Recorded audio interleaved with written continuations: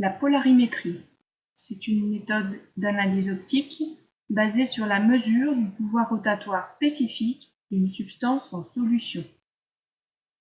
L'appareil nous permet de sélectionner une lumière polarisée. Cette lumière polarisée va alors traverser une substance en solution, et si cette substance a une activité optique, la lumière polarisée va être déviée avec un angle que l'on va pouvoir mesurer, que l'on appelle donc l'angle de déviation. Si la lumière a tourné dans le sens des aiguilles d'une montre, on dit que la substance est dextrogive et l'angle alpha mesuré dans l'appareil est positif. Dans le cas contraire, la substance est lévogive, elle fait tourner vers la gauche et l'angle alpha est négatif. Pour qu'une substance soit optiquement active, c'est-à-dire qu'elle possède un pouvoir rotatoire spécifique, il faut qu'elle possède dans sa structure au moins un carbone asymétrique. Et il faut en plus que globalement, il n'y ait pas d'axe symétrie, donc qu'elle soit chirale. On appelle racémique un mélange en proportions égales de deux énantiomères lévogires et dextrogires d'un même composé chiral.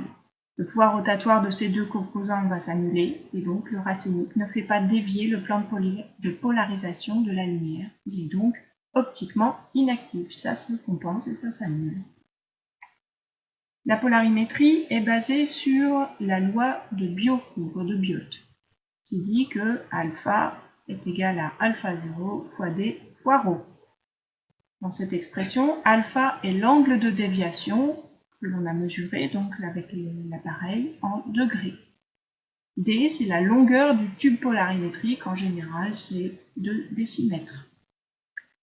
Rho, c'est la concentration massive de la solution, attention c'est en grammes par millilitre ou kilogrammes par litre, mais en aucun cas en grammes par litre. Il y a donc un facteur 1000 à prendre en compte dans les conversions d'unités.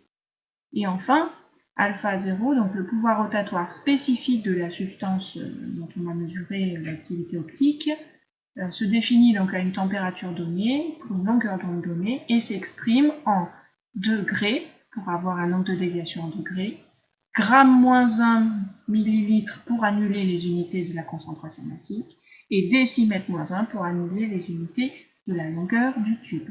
Alors, attention aux unités, il y a pas mal d'exercices basés sur justement des conversions d'unités entre ces différents paramètres. Pour terminer, le polarimètre de Laurent se présente ainsi. Donc, on dépose la substance à analyser dans ce tube polarimétrique, on dévisse l'une des extrémités, on remplit, puis ce tube polarimétrique est inséré dans le polarimètre de Laurent.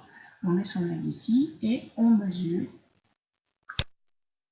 on regarde dans l'oculaire et l'objectif c'est de régler l'analyseur de façon à obtenir ici la pénombre et on mesure alors l'angle de déviation.